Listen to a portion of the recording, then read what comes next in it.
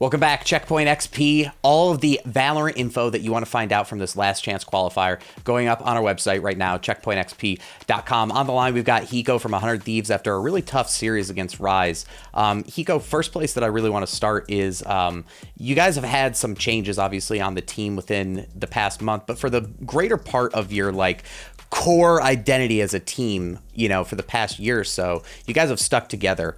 Do you think that being a team that's really stuck together is going to be able to suit you and being able to play through these lower brackets here? You have the most experience as a team. Do you think that benefits you? Yeah, I think it's kind of shown time and time again that when my team and I's backs are against the wall and our tournament lives or our lives are on the line, we always seem to buckle down and kind of end strong. So I'm still confident moving forward, and I think, today was obviously a disaster from us. But yeah, I think definitely just the experience, and we're definitely not happy with what happened. But all you can really do is say, well, that happened, and focus on the future and make sure that what the problems and what wasn't working today we fix for tomorrow and moving forward. Well, I think that's the hallmark of a good team, right? Is the ability to take stuff and put it behind you and not have it be on your back forever. You've had, like I mentioned, changes. You now have Boy on the team. Do you feel like today was just not the A game? Was there something not clicking? Take me behind the scenes. What are you feeling right now? Yeah, I'm sure it's cliche to say I don't feel very good that we lost. But yeah, when I look back and I think about some of the rounds and how they played out, looking back, I definitely now I'm already thinking, oh man, if we would have done this, it would have been a lot different. And that's the worst part about it is once you're not in the zone, once you're not in the moment anymore and you kind of take a step back and you think about it, it's oh man, we could have done this and it would have went completely different. Or oh man, if I just did this one round, or if I just darted a second late, or if I just played this site instead of this one, it definitely sucks. I think definitely we just didn't come bringing our A game. We were missing shots. We were losing rounds that we wouldn't normally lose. We were doing things that definitely isn't for us. So yeah, I definitely just have to tighten up and, be better moving forward. Well, I think one thing that also didn't help you, it's kind of hard to ignore the storyline, but you were one of the first teams to play on the first day before a huge, cancellation. You have to wait all this time. People saw you guys come out the gate and then essentially had, all this extra time to just look at tape of 100 Thieves. What is your experience with this LCQ situation been? Do you think that's, been a factor at all? Or, is it just kind of people are hitting their shots and you missed yours? The LCQ in general was definitely less than optimal since day one. Yeah. I'm sure it didn't benefit us to what we thought it would have, having another week to 2 weeks of actual practice online. I don't know what it is. It seems like practice in NA right now it reminds me of 2013 CSGO where there's no scrims. Yeah. And it's hard to, I don't want to sit here and say that I think we're the hardest working team, but I think that we're putting in a lot of hours and we're trying to put in a lot of hours, but a lot of our hours are kind of wasted on just not having good practice opponents. And that's no offense to any of the teams we've played over the last couple of weeks or even the last month, but it feels like scrims are very scarce right now in NA. And I understand because a lot of teams aren't really, there's nothing for them to practice for.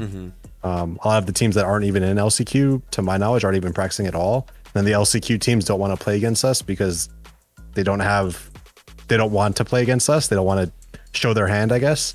But yeah, it's not an excuse. I'm not sitting here being oh man, our practice sucks, that's why we lost. But yeah, no, I definitely think that it probably hurt us more than it helped us because I don't think we obviously diversified how we played enough from the LAN portion of LCQ to now.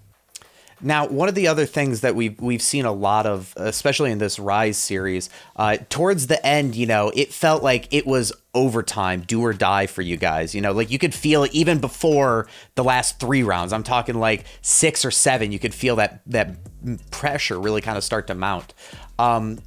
How do you guys think that you as a team respond to like pressure? Because there has to be not only a lot of pressure in games, but also the pressure of being, 100 Thieves, being the team. Like there's got to be a lot of things there. Do you guys think that you're able to manage it well? Yeah, I don't think the pressure of being 100 Thieves or being in the position we were in, I don't think that really affects us, unlike maybe other teams. But I mean, we definitely are here to win, and I know that we are expected to win. Yeah. So it feels bad to lose, and I tweeted today, let's win so we don't lose. Nobody wants them to lose. Nobody likes losing. But yeah, I mean, I don't think anybody here is really affected by the added pressure, if you want to call it, of being 100 Thieves and being the favorites to win this. I think we're still coming in every day like it's just another day in the office. We have our job. We know what we need to do. We need to win. Let's do what we can to win. So, yeah, I don't think that we're feeling super pressured to do whatever. Now, before I get you out of here, again, I really appreciate you being able to take the time to talk with me. We had the announcement about Chamber today. A new Valorant agent being added. People are talking about it as a counter to Jet, yada, yada, yada. I want to know from you more than anything else. The past few agents that have been released outside of Sky have been kind of like wet farts. Like they've been really bad. You know what I mean? As far as you see in League of Legends, they release new characters like so overpowered, everybody just absolutely has to play them.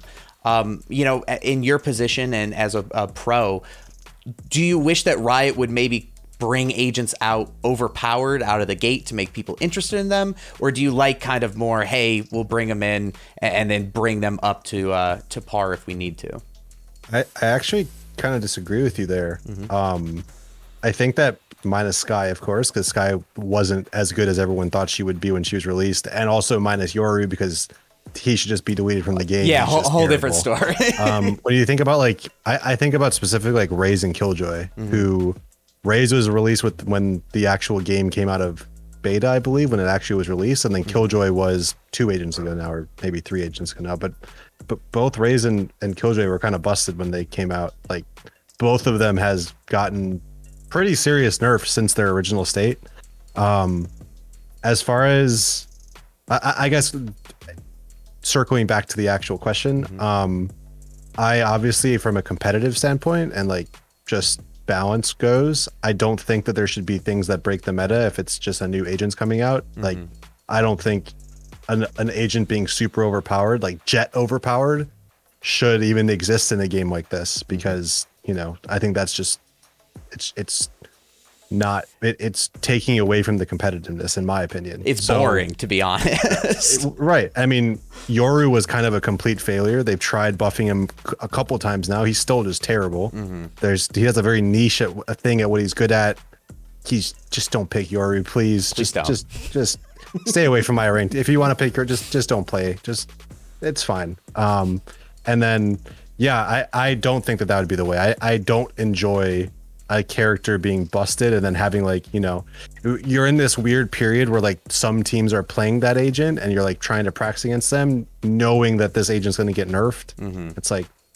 It's just like kind of a waste of time for everybody. So I mean, I don't know how they can fix that. I don't know how they can make sure that you're never going to release an agent that's completely balanced. They're either going to be probably too good or probably not good enough. But yeah, it's hard. Riot's in a hard spot and we're in hard spots too, because it's like, well, do you just roll with it and just kind of just assume that this agent's not going to either be buffed or nerfed before the next tournament?